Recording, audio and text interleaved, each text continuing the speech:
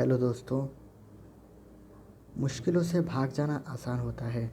हर पहलू ज़िंदगी का इम्तिहान होता है। डरने वालों को मिलता नहीं कुछ ज़िंदगी में, लड़ने वालों के कदमों में जहान होता है। दोस्तों, आज हम ब्यूटीफुल से चैप्टर की स्टार्टिंग करेंगे जिसका नाम है गति और motion. This is a very very important chapter for all examination. ये विज्ञान के सभी एग्ज़ाम्स का महत्वपूर्ण बेसिक सा चैप्टर है दोस्तों। इसको हम स्टार्ट करेंगे। तो गति क्या होती है? यदि एक वस्तु विराम अवस्था से अपने स्थिति में समय के साथ अपनी स्थिति में परिवर्तन करती हो तो उसको हम क्या कहेंगे? गति कहेंगे। मान लो ये एक कार है दोस्तों। ये एक कार है। ये कार क्या कर रही है? ये बी ए टू बी तक जा रही है। यहाँ पर ये इसको क्या रिक्वायर होगा? समय रिक्वायर होगा, टाइम रिक्वायर होगा। तो ये समय के साथ एक स्थिति से दूसरे स्थिति में परिवर्तन करना, एक को ही हम क्या कहेंगे? गति कहेंगे। ये दोस्तों, जब आप बचपन में रेलगाड़ी में बैठते हो तो बाहर जब देखते हो तब पेड़ पौधे हमें दौड़ते हुए दिखाई देते हैं। तो क्या पेड़ पौधे वाकई में दौड़ते हैं? तो नहीं। तो लेकिन क्योंकि रेलगाड़ी गति में होती है दोस्तों, इसीलिए हमें उस तरीके का दिखाई देता है। तो ऐसे ही हमें गति को हम पूर्णतः जानेंगे इस चैप्टर में। इस चैप्टर में हम गति को पूर्ण तरीके से समझेंगे दोस्तों। तो गति क्या होती है? गति क्या है? गति किसे कहते हैं? गति के प्रकार: दोलन गति, घूर्णी गति, आवधिक गति, वृत्तीय गति, रेखीय गति, एक समान, असमान गति और गति के समीकरण। इसकी ऑलमोस्ट जानकारी हम इस चैप्टर में लेंगे दोस्तों। तो ये कुछ गति के प्रकार है, जैसे कि रेक्टिलिनियर मोशन। हम क्या पढ़ने वाले? Rectilinear motion, periodic motion, circulatory, oscillatory. ये सर्कुलर मोशन अलग सा चैप्टर है। सर्कुलर मोशन एक रोटेशनल मोशन भी एक अलग सा चैप्टर है दोस्तों। पीरियोडिक मोशन, ये ट्रांसलेटरी मोशन, कर्विलिनियर और ये रेक्टिलिनियर मोशन। ये सिर्फ मोशन के प्रकार हैं। इसी को हम जानने की कोशिश करेंगे इस चैप्टर में दोस्तों। तो दोस्तों, सबसे पहले भौतिकी में सबसे पहले बहुत सा इम्पोर्टेंट सा पार्ट है, वो मतलब स्केलर क्वांटिटी और वेक्टर क्वांटिटी।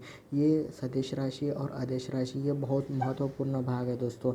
आदेश राशि क्या होता है? जिसके अंदर ये राशि केवल परिमाण को ही व्यक्त करती है लेकिन दिशा का बोध नहीं कराती, तो ऐसे राशि को हम अदिश राशि कहेंगे दोस्तों।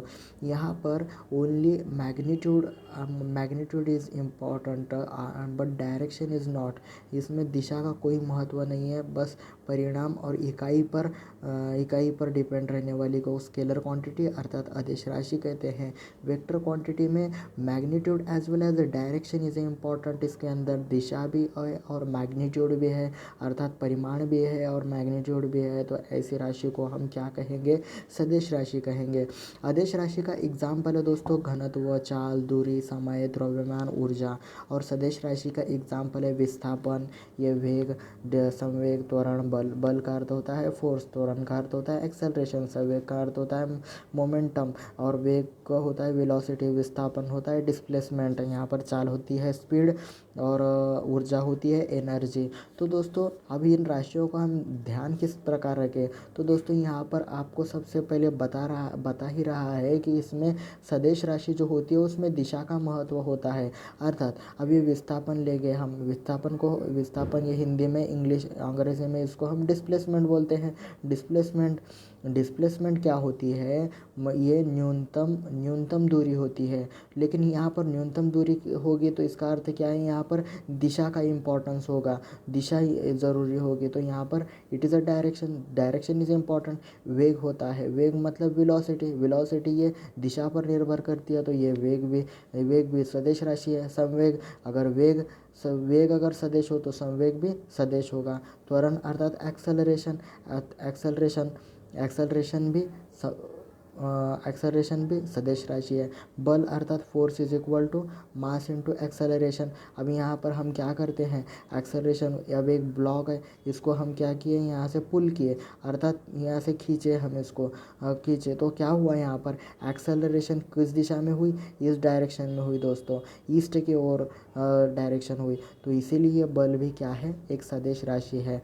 अर्थात वेक्टर क्वांटिटी है दोस्तों। लेकिन यहाँ पर समय, दूरी, चाल, ये चाल स्पीड, अर्थात ये चाल चाल मान लो एक कार है, वो क्या कर रही है, वो क्या कर रही है, कार में बैठा हुआ व्यक्ति है, वो 30 किलोमीटर पर आवर की चाल से जा रहा है दोस्तों, और उसे कोई दिशा का अता पता नहीं है, तो उसको हम क्या कहेंगे, स्पीड कहेंगे, अर्थात चाल कहेंगे।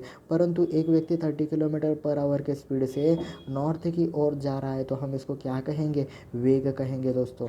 ये द्रव्यमान, ऊर्जा और ये घनत्व, ये हुई सदिश राशि। उसके बाद हम जानते हैं दोस्तों गति के प्रकार क्या होते हैं। गति के तीन प्रकार होते हैं दोस्तों। एक विमेय गति, द्विविमेय 2 डायमेंशनल और 3 डायमेंशनल। एक विमेय में क्या होता है दोस्तों, एक विमेय में मान लो कोई बॉल अगर पृथ्वी से ऊपर से नीचे की ओर आ रहा है, तो वो सीधे अर्थात एक अक्ष में आएगा, एक ही गति में आएगा। अर्थात हम इसको क्या कहेंगे, जिस गति के लिए एक अक्ष रिक्वायर हो, अर्थात इसको सिर्फ वाई अक्ष रिक्वायर है, तो हम क्या कहेंगे, इसको वाई अक्ष रिक्वायर है, तो इसको हम 1 डायमेंशनल कहेंगे। एक अक्ष की रिक्वायरमेंट, 2 अक्ष, यहाँ पर 2 डायमेंशन की, ये प्रक्षेप गति का उदाहरण है दोस्तों। प्रक्षेप गति अर्थात प्रोजेक्टाइल मोशन, और ये प्रोजेक्टाइल मोशन को हम आगे जानेंगे दोस्तों कि क्या होती है प्रक्षेप गति। तो ये 2 डायमेंशनल का एग्जाम्पल है। 3 डायमेंशनल अर्थात जिसको मेजर का काउंट करने के लिए 3 अक्ष की जो गति तीनों अक्ष में होती हो, उसे हम 3 डायमेंशनल मोशन कहेंगे दोस्तों। तो इसको हम निर्देशांक ज्योमेट्री अर्थात कोऑर्डिनेशन ज्योमेट्री के अनुसार अगर समझेंगे, मान लो कोई व्यक्ति अगर इस डायरेक्शन में ये एक्स एक्सिस की ओर जा रहा है, तो ये एक अक्ष में है, एक प्लेन में है, तो इसको हम क्या कहेंगे, 1 डायमेंशनल। मान लो कोई क्रिकेट का बॉल है और वो इस तरीके से स्टेडियम के पार गया, अर्थात यहाँ पर हमें कितने प्लेन की ज़रूरत है दोस्तों, ये एक प्लेन और ये एक प्लेन, ये अर्थात 2 अक्ष की ज़रूरत है, तो हम इसको 2 डायमेंशनल मोशन कहेंगे। लेकिन मान लो ये उड़ते हुए पक्षी और एरोप्लेन, ये किसका एग्जाम्पल है, उड़ते हुए पक्षी और एरोप्लेन, ये 3 डायमेंशनल मोशन के एग्जाम्पल है। अर्थात आकाशीय वस्तु जो भी है वो 3 डायमेंशन में आती है दोस्तों, 3 डायमेंशन में आती है। अब हम जानेंगे कि एक समान गति क्या होती है। एक समान गति क्या होती है, जब समान समय हो और डिस्टेंस भी समान हो, तो हम उसको क्या कहेंगे, एक समान गति। अब यहाँ पर आप देखो दोस्तों, यहाँ पर 2 सेकंड में कितना मीटर चल रही है, 4 मीटर चल रही है। उस अगले 2 सेकंड में 8 मीटर चल रही है, अगले 2 सेकंड में 4 मीटर। यहाँ पर भी 4 मीटर डिस्टेंस है, यहाँ पर भी 4 है, यहाँ पर भी 4 है, राइट।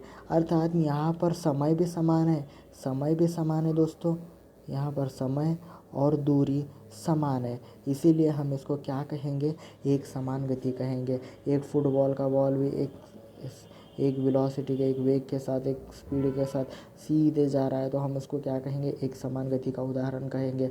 लेकिन दैनंदिन जीवन में हमें एक समान से ज़्यादा गति से ज़्यादा असमान गति की आवश्यकता होती है दोस्तों।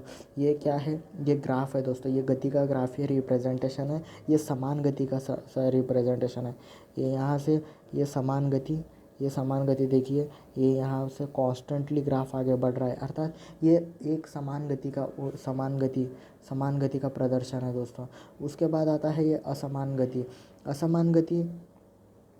गति क्या होती है दोस्तों, मान लो कोई भीड़ है, भीड़ में अगर कोई कार दौड़ रही है, तो वहाँ पर उसका स्पीड क्या होगा, कम होगा, कभी ज़्यादा होगा, कभी डिस्टेंस कम पार होगा, कभी अंतर ज़्यादा होगा, तो इसको हम क्या कहेंगे, असमान गति कहेंगे। अब हम क्रिकेट में अगर देखें एक ओवर के रन्स को अगर रिप्रेजेंट करना हो, तो किस तरीके का ग्राफ होता है दोस्तों, वो ग्राफ इस तरीके का होता है। अर्थात क्या है कि वो ग्राफ असमान गति को रिप्रेजेंट करता है दोस्तों, और असमान गति का ग्राफ इस तरीके से प्रदर्शित करता है, इस तरीके से प्रदर्शित करता है। ये फुटबॉल और इसको कोई डायरेक्शन नहीं है, खेल रहा है ये ग्राउंड में, तो ये असमान गति का उदाहरण है दोस्तों। जहाँ पर यहाँ पर देखो 2 सेकंड 1 मीटर में डिस्टेंस पार किया, उसके बाद ये 2 सेकंड ये अगले 2 सेकंड में 10 मीटर और यहाँ 2 सेकंड में 25 अर्थात 15 मीटर डिस्टेंस तय हुआ। अर्थात यहाँ पर क्या होता है, असमान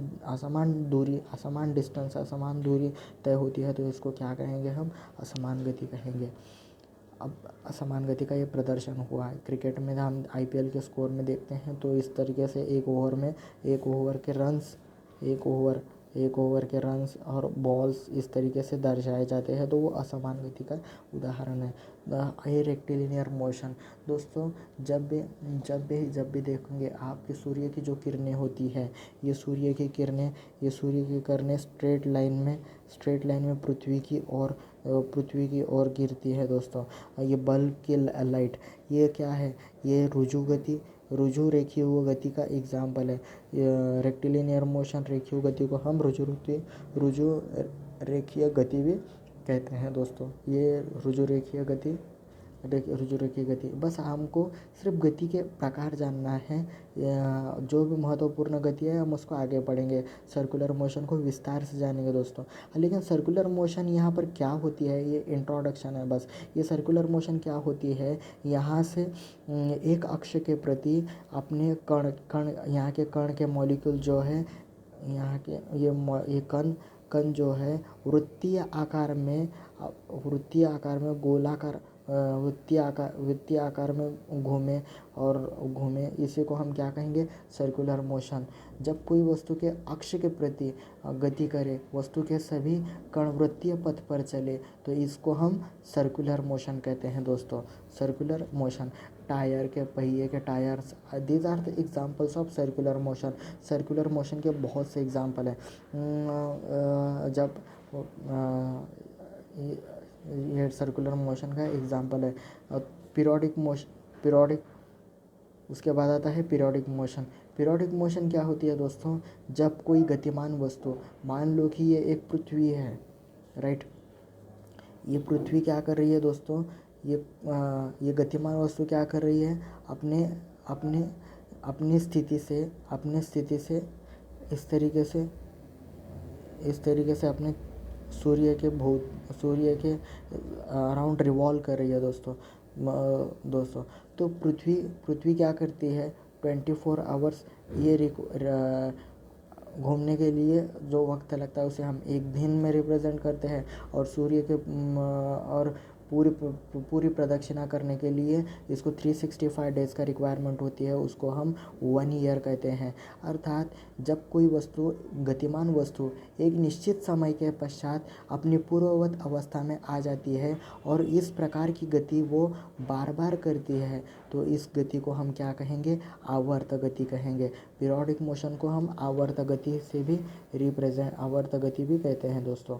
आवर्त गति, ये होता है आवर्त गति, पीरियोडिक मोशन।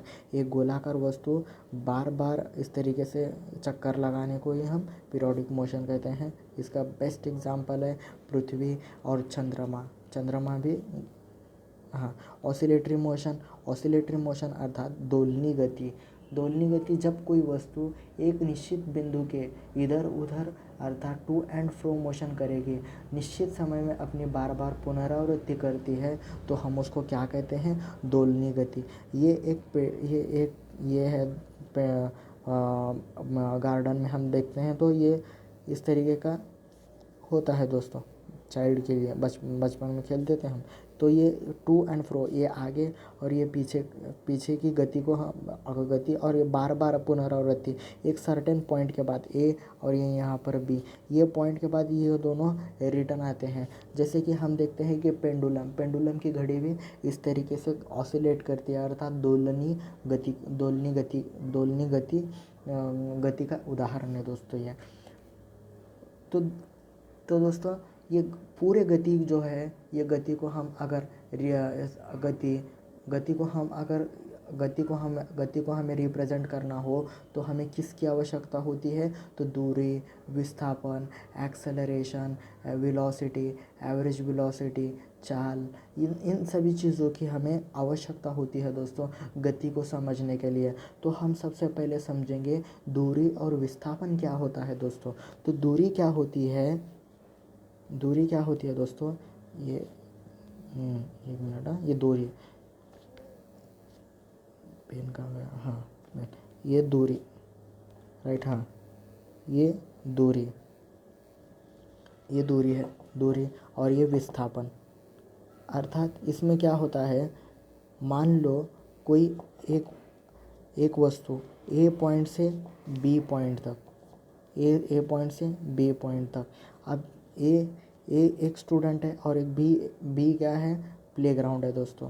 मान लो ये प्लेग्राउंड है, लेकिन ये स्टूडेंट क्या करेगा, पहले अपने मित्र के घर जाएगा, सी के घर जाएगा, और सी क्या करेगा, सी और डी के घर जाएगा, और फिर डी और सी दोनों मिलकर प्लेग्राउंड पर जाएंगे। अर्थात यहाँ पर क्या हुआ, ये यहाँ से 1 किलोमीटर का अंतर, ये यहाँ से 1 किलोमीटर का अंतर, यहाँ से 1 किलोमीटर का अंतर, अर्थात यहाँ से दूरी जो हुई ये 3 किलोमीटर हुई। और डिस्प्लेसमेंट अर्थात विस्थापन कितना होता था, 2 किलोमीटर। अर्थात दो दूरी क्या होती है, वास्तविक पथ की लंबाई कितनी है उसको हम दूरी कहते हैं। और विस्थापन किसे कहते हैं, तो प्रारंभिक स्टार्टिंग पॉइंट, इनिशियल पॉइंट, और अंतिम बिंदु, ये फाइनल पॉइंट, ये दोनों के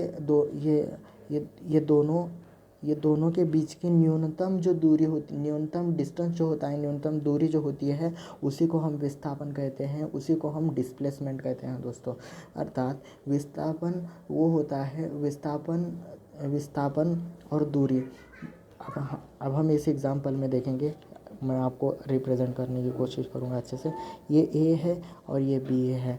मान लो एक स्टूडेंट क्या कर रहा है, कुछ ये क्लास जा रहा है, राइट, ए टू बी अपने क्लास को जा रहा है दोस्तों, क्लास जा रहा है, तो ये ए से बी तक गया, सीधे गया, और ये न्यूनतम ही रास्ता है। तब क्या होगा, तब दूरी और विस्थापन समान होगा दोस्तों। क्या होगा, तब दूरी और विस्थापन दोनों समान हो गए। परंतु ये व्यक्ति क्या किया, ए बी पॉइंट तक पहुंचा और फिर वापस से अपने इनिशियल पॉइंट अर्थात स्टार्टिंग के पॉइंट पर आ गया। तब दूरी और विस्थापन, दूरी इज़ नॉट इक्वल टू विस्थापन, अर्थात ये दोनों बराबर नहीं होंगे। तब क्या होगा, विस्थापन 0 होगा, डिस्प्लेसमेंट क्या होगा, 0 होगा। और दूरी कितने किलोमीटर होगी, ये 2 जाने का और 2 आने का, अर्थात 4 किलोमीटर दूरी होगी। विस्थापन 0 क्यों होगा, क्योंकि विस्थापन जो है इनिशियल और फाइनल पॉइंट, ये दोनों ही पॉइंट और दिशा, यही इसके लिए महत्वपूर्ण होता है। तब विस्थापन क्या होगा, 0 होगा। यदि कोई व्यक्ति एक गोल चक्कर लगाकर अगर अपने जहाँ से ए पॉइंट से गया और वह ए पॉइंट पर ही आया, तब भी विस्थापन क्या होगा, 0 होगा। जब अंतिम पॉइंट और स्टार्टिंग पॉइंट जब दोनों समान हो, तब उसका विस्थापन 0 होता है दोस्तों। ये हम अच्छे से ध्यान में रखेंगे दोस्तों। मान लो ये, और एक अब हम एग्जांपल देखेंगे। ये क्या है, ये ए पॉइंट है, ये बी पॉइंट है, और ये सी पॉइंट है। मान लो सी पॉइंट पर है स्कूल, ये स्कूल है दोस्तों। लेकिन ये यहाँ से क्या किया, एक स्टूडेंट क्या किया, वो ए टू बी रास्ते से आया और बी से सी रास्ते तक गया। ए टू बी का अंतर है 3 किलोमीटर, और बी टू सी का अंतर है 4 किलोमीटर। लेकिन यदि वो ए टू सी यदि वो ए टू सी गया होता, तो कितना, तो उसको विस्थापन अर्थात न्यूनतम डिस्टेंस अर्थात विस्थापन से वो जाता, तो उसको कम रास्ता पड़ता दोस्तों। ये कितना होता, बताओ आप। तो ये 3 का स्क्वायर 9 होता है, और ये 4 का स्क्वायर 16 होता है, टोटल 25। तो कितना होगा ये इसका एक साइड का square, A B square is equal to B C square which is equal to A C square. अर्थात ए सी क्या होगा, 5 होगा। ये 5 होगा, डायगोनल कितना होगा, ये 5 होगा दोस्तों, राइट। तो ए टू सी अर्थात विस्थापन जो होता है वो न्यूनतम होता है, शॉर्टकट होता है, और जो दूरी होता है ये दूरी दूरी जो होता है ये वास्तविक अंतर होता है दोस्तों।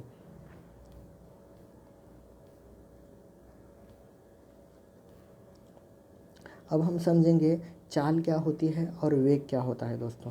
स्पीड एंड वेग। What is a speed and वेग।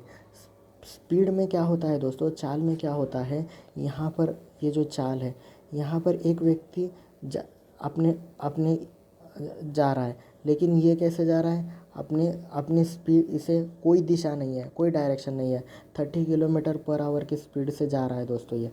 लेकिन उसी तरीके से ये वेलोसिटी में क्या होता है, इसे एक फिक्स्ड डायरेक्शन होती है कि ये साउथ की ओर जा रहा है, ये दक्षिण की ओर जा रहा है। इसे एक 30 किलोमीटर पर आवर की जब हम इसको दिशा देंगे और स्पीड देंगे, तब ये क्या होगा, तब ये होगा वेग होगा। और सिर्फ ये डायरेक्टली दिशा रैंडमली अगर जाए तो ये क्या होगा, ये चाल होगा। लेकिन चाल और वेग, इनका दोनों की मात्रक जो होती है दोस्तों, ये समान होती है।